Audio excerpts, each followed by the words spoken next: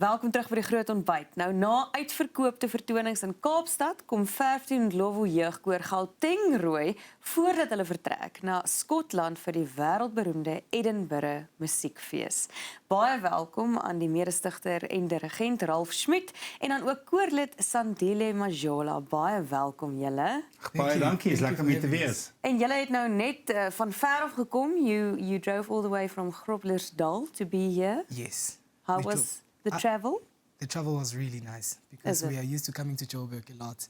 So we're quite used to it. It's really nice, so refreshing. Ja, en Ralf, jy is al ek wil amper sê so oud soos die berge, maar so oud soos die Drakensberg se Seunskoor klink dalk beter, want dit is waar jou journey begin het met musiek en jy het al so 'n ongelooflike pad gestap. En ons vra nou vir Sandile, he was part of the inception of the choir. Yeah. So he's been part of the choir for how many years? 18 years, I think. 18 years. Yes. So jy ook, mede-stigter.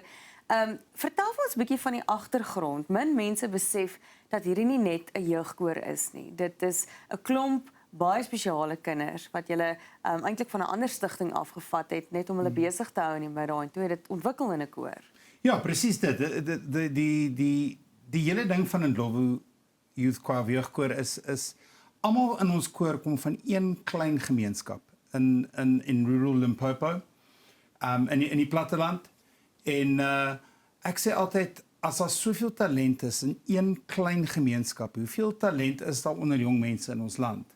Ons het begin deur om 'n musiekprogram in Elandsdoorn, wat in Dennilton is, net so 30 km buite Groblersdal. Het ons begin met 'n musiekskool. En naderhand besef maar baie van hierdie jong ouetjies wat in die musiekskool is, het dan nie werksgeleenthede as hulle ouer is. Van hulle they drop out of school, they can't go to university. En hulle die baie van die ouens sê we just chilling, en just chilling beteken ek doen eintlik niks. Ek het nie werk nie, ek het nie geleenthede nie. En toe het ons die koor professioneel gemaak. En binne 'n jaar was ons op AGT en from there on het dit net gevlieg. En hierdie ouens is so amazing. Ouens so Sandile wat van die begin af daar is. Elke projek wat ons aanvat, vat hulle met soveel oorgawe en such energy and such enthusiasm. It's just a joy to work with them. En om saam met hulle te groei en te sien hoe ontwikkel hulle van hy het by ons aangesluit as 'n klein seentjie en nou is hy 'n jong man. En hoe hy groei van 'n klein seentjie wat in 'n musiekprogram is tot 'n jong ouetjie wat begin professioneel optree tot my senior ou en ek sê vir hom Sandile, ons moet hier gaan, ons gaan dit doen. Ja, moenie worry nie, is uitgesort. Het jy al aan dit gedink? Het jy dit en he's a seasoned international performer. And it's not just him, there's so many of them that have done that and been on that journey en dis vir my een van die groot voorregte van my lewe om deel te wees daarvan. Sure. Sandile, what do you remember from when you first joined the choir and looking back over the past 18 years, how has it grown and how have you experienced it? You know, since I joined the choir, my first day there, I felt like this is something that I should do, I should try, and it's something different that we never really had in our community. So I took the opportunity and like, okay, let's try something new. And the journey has been really amazing because our choir is not boring, eh? That's why we have around. Yeah, there's no, we always can see something that. interesting happening each and every year and kept everyone happy and still around. Wow. So there's always new things happening, like the shows that we do, the stages that we go to. It's things that we never even thought that would end up being on those stages and the places that we go to. So it has grown us, it has done a lot for us, and it's an opportunity. Like we have lifetime opportunities by just being in the choir. You know, we learn a lot, even about cultures, the places that we go to, music, and yeah, it's been amazing working with Ralph, and he's the reason why we're still around because he's kept us strong and has taught us a lot. Wow. Yeah. So what I can say is that being in the choir is very nice. It's really, really cool. And then there's always something new that you look forward to seeing. And I'm grateful. Nou Ralf, ek weet jy's baie passievol oor inheemse volksmusiek en jy kan seker nie wag om dit te vat na Skotland toe by die wêreldberoemde Edinburgh musiekfees nie. En dis nie sommer net 'n kwessie van 1 of 2 optredes nie. Julle tree elke dag op van 6 tot 30 Augustus. So dit gaan nogals baie van julle vat, né? Nee? Ja, en as ons klaar opgetree is, dan gaan bask ons in die strate. Daar's 'n fantastiese ding wat ons nou beplan, want daar's 'n wet in Edinburgh. Ek hoop die mense in Skotland kyk hier vir al die polisie nie, maar daar's 'n wet wat sê jy mag nie bask nie. Ja. Maar daar's geen wet bask stil staan en sing op die straat. Ja. Maar daar's geen wet wat sê jy mag nie sing en loop nie. So in Suid-Afrika toi ons. So dit is wat ons gaan doen. Ons gaan hier 'n hele Edinburgh toi en ons gaan vir mense wat ons show kom kyk en ons is vreeslik opgewonde om die Suid-Afrikaanse gees Edinburgh toe te vat. Maar ook, jy weet, ons konsert is nie net inheemse musiek, maar dit is ook it's our interpretation of taking a South African and African lens onto songs that the world knows. Yeah. And taking every culture. Ons probeer elke liewe kultuur van ons land. Ons sing selfs in ons konserte sing ons Afrikaanse musiek. En ons wil nou later vir julle nou een van daai liedjies sing, maar it's taking that music and putting a lens on it and saying, as South Africans, daar's soveel mense wat vir ons sê hoe anders ons is. Maar ons is actually, we're so similar. Ons love it almal om te toi. En as jy reis Afrikaanse klank van mense vra wat is die lowwe klank? Ja.